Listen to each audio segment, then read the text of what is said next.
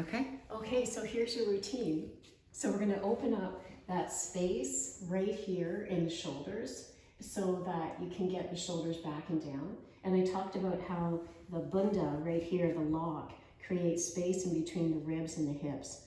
So again, it's not that you're reducing the waist, it's that you're creating space in between the tip of the hips right here, which are felt, and the first floating rib. And it also just feels like you have a frame when that bunda is there, that lock. And then the gaze is just past the tip of the nose in everything that we do, and that helps to focus the mind. And then the breathing is in and out through the nose. And the breathing is constant. So as soon as you finish your exhale, you go right into your inhale. And then you can't think about anything else. Okay, so the first pose that we isolated was to come right down onto the belly. Take the hands, it's fingertips. You were down, that's okay. Fingertips, the elbows are up. You're gazing ahead. Reach each leg back so you really lengthen out of the hip sockets. Take an in-breath, come up. The elbows don't come back, they stay high. And then you turn to the left and you take the right elbow forward and you come down. And that really opens the back shoulder. And then you breathe into the middle, come on up. Turn to the right, let the left elbow shoulder come forward. And just come to the point that feels good through the back. If it's lower, perfect. And coming back to the center, breathing, come up. Turn to the left, let the right elbow shoulder come forward. This one is amazing. I've done it for years. Inhale up. I'm not doing it as much anymore because it's not quite as needed. But during that time to open thy neck, it really helped. And then turning back, breath in, come up, lift. Turn to the left, let that right elbow shoulder come forward. Come back to the center, lift.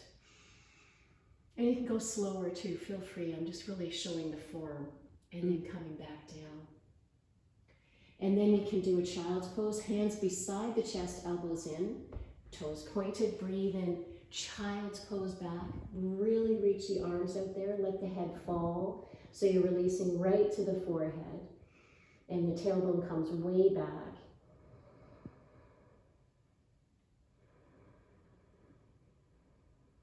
And then you can come on all the way back up. Lower back down, interlace the fingers, palms facing in. Send the wrists to the backs of the knees, and you're going to press the tops of the feet down. And you keep the breathing, and the shoulders reach down. And then maybe on the in-breath, there'll be a bit more lift because the ribs will fill with the breath. And the wrists reach back. And you could do this a number of times. You could do it, I would go for 5 times. Breathing in, stay with the breath at the top. And coming down. And again, inhaling up. And you can hear this takes a lot of energy. My body's really tight today, so I can really feel how much energy it's taking to keep the breathing and to really agree to it, to the stretch that's happening. Pressing the tops of the feet down and coming down. And again, inhale up, open, sending the wrists down. Let's just do one more. And inhale up, move back. And then you can gently release. And then we move the hands beside the chest. Come on back up. And then coming to help the legs, we'll come right into hamstrings. So this is where you can have your strap. You're going to start always with the right leg first. It's an organ thing. And you draw the toes back. You would take the strap around the foot. Let the shoulders be back. So I'll just demonstrate here. So you want to make sure you keep the shoulders relaxed. And you're taking the strap right around. They used to give the strap when I was in high school. Did they do it when you were in high school? Yeah. That's how old I am. So you're going to hold on to a little bit further down so the shoulder comes down, the toes come back, reach this leg out, and then relax it. So you're not just in, but you're out. And then you draw the heel towards you. And when you get the shakes, like when things start to go, that's when you know you're really getting into the insertion. And then I mentioned that you could have Ray have his body here, resist against him. So you're pushing against him like this, and then you release. You do that for 6 seconds. Okay. And then you draw the leg a little further, and then you resist against him again. 6 seconds.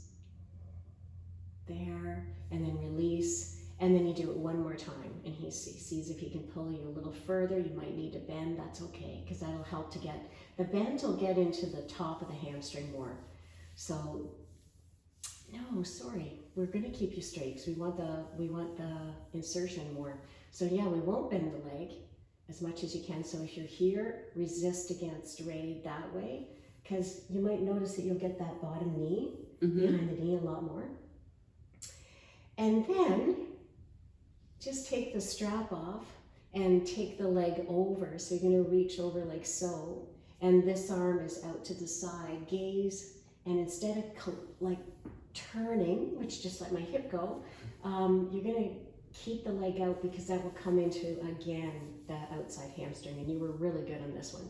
Like the body was doing it. A lot of people, they'll just be so much curling in, but your hip reached. You really, really got out there. So that was good. That might be from the Pilates too. Yeah, we did a lot of that kind of movement, so that would make sense. Yeah, okay, cool. And then you come back to the center. Keep your frame, keep that bunda, drawing the leg back, draw the leg towards you one more time, and again, go to the range where you can keep the leg straight. I mentioned about the hip dropping in the socket, so we're trying not to lift up, but keep it down, the low back, so that you're pivoting right from the top of the hip socket. Okay. And then you come down, and then of course you do the other leg.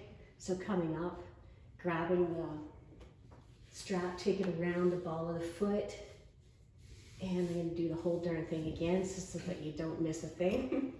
And you're drawing the toes towards you, reaching that heel out.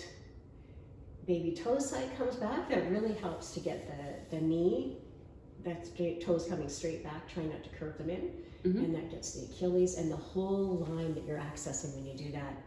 So you're drawing towards, your shoulders are back, reaching through the heel, and then you'd have Ray resist. You'd resist against it like this, 5, 6, and then release, and then see if you can go a little bit further, and whatever happens, I'm gonna go for it because I can, and it feels good. And then resist again for 3, 4, 5, 6, and if he's not here, just push out and pull the strap back. Yeah. That makes sense. And then one more time, draw a little further, and then resist, push the strap out, and heel down, so you're gonna get the line just as well. It's just that he'll be able to brace your leg. And 6, and then just go for it a little bit further. And it can take, like that was about 2 minutes, and that's a really good amount of time to get a muscle to lengthen. Okay. And then you can hold on to the legs. So you're gonna take that left arm out to the side, let that heel reach. Again, attempting to keep the legs straight as you can as the toes pull back and the heel reaches out and you're pulling towards you. This is fine too, but usually that feels more like a rise forward that way. And then this arm is back. And then from there, taking the legs up. And I just remembered I'm gonna add one more thing. So I'm gonna use the bolster. Actually, I'll use this bolster. So I know that the plow, the supported plow, is really helpful for the low back.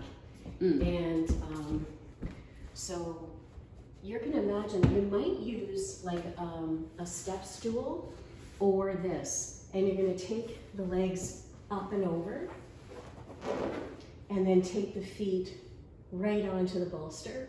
So good to bend in, get a little bit of momentum to kick over. Taking the hips up. Taking the hands onto the back most likely, and then taking the toes to the top of the bolster. Okay. And the elbows can come back. Maybe reach the elbows down, or keep the hands here, either one, and the toes will be to the top of the bolster. The head is back so that the throat stays open, and just a soft gaze beyond the tip of the nose. We're not tucking. So you have that opening, and you're reaching out through the heels. And you can stay there as long as you want. And then you come down, and you're gonna do your glorious against the wall. So your shoulder blades will come under. You'll work your side butt cheek right up against the wall.